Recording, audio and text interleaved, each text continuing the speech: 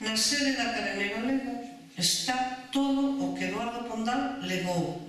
Eduardo Pondal legou toda a súa obra co cariño que lle tiña á institución que se fundara en 1906.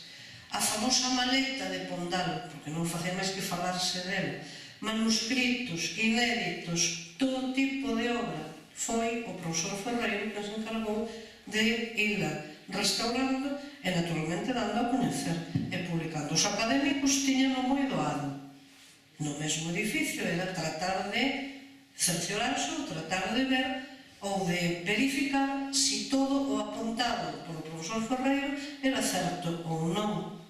Por certo, este profesor é o da Universidade da Coruña, a cidade onde ten as sedes da institución, tiñano moi doado, non gastaban un peso, ou sería un billete de autobús, quer dizer, solicitar a presenza deste profesor para dizer, agora vostedes séntese aquí e veña a informarnos da súa investigación. Nada disto se fixo. Aquí comeza unha liña xustificativa que me van permitir que cualifique xa de cómica, e é agora a sublimación, a elevación do pobo como coautor da letra do himno.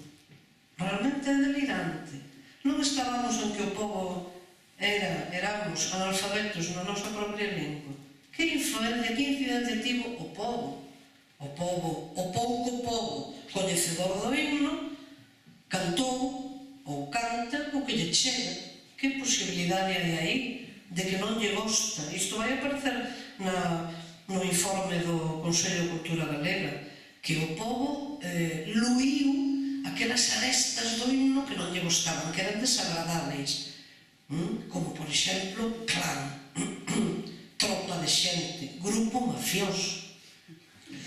Iso aparece escrito, non é figuración miña, non se debe a que eu bebese nada alcohólico en absoluto.